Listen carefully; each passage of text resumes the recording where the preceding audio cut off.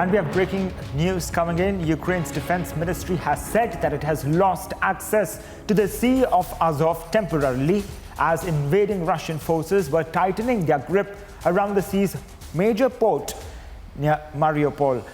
Ukraine's defense ministry has said in their statement that the Russian forces have partially succeeded in Donetsk operational district, temporarily depriving Ukrainian of access to the Sea of Azov. However, the ministry did not specify in its statement whether Ukraine's forces have regained access to the Sea of Azov. Latest news coming in here of the situation on day 24 in the Sea of Azov, with Ukraine's defense ministry saying that it has lost access to the Sea of Azov because of the invading Russian troops, and that it has temporarily lost access to the Sea of Azov due to Russian forces tightening their grip around the sea's major port of Mariupol.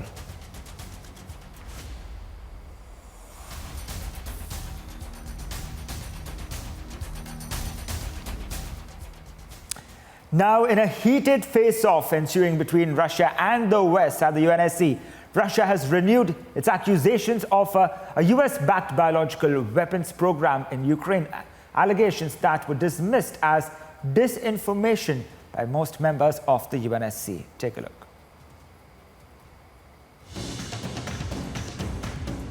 Amid a heated exchange over Russia's biolab charge against Ukraine and the United States, Russia's Foreign Minister Sergei Lavrov said the United States had created more than 300 biological laboratories all over the world, with Ukraine being what he termed as Pentagon's biggest project. Those laboratories are have been created by the United States all over the world, more than 300 laboratories in various countries, many of them on the perimeter of the Russian Federation and the former Soviet republics, including Ukraine. Ukraine is probably the biggest project for the Pentagon, so we will be insisting on this issue to be picked up by the Biological Weapons Convention, but also by the Security Council, because it's a clear threat to international peace and security. Additionally, Russia's UN ambassador accused the US of funding biological warfare labs in Ukraine during Friday's UN Security Council meeting. The United States rebuffed the allegations as part of a potential false flag operation by Moscow. As you all know, and we must remind the public, it is Moscow that has long maintained a biological weapons program in violation of international law, not Ukraine. It is Moscow that has a well-documented history of using chemical weapons, not Ukraine. And it's Moscow that started this senseless war. So we're here today to call Russia to account, to speak the truth, and to ensure their lies and disinformation are met with fact. Russian diplomats have presented no evidence to support the claim, which has been repeatedly denied by both the US and Ukraine. They claim that American-run biolabs in Ukraine are behind everything that has been happening in and around Ukraine. These very suspicious diseases. Now, this is what Russia claims. They have found documents in Kherson Biological Laboratory, and some of those documents they claim is destroyed.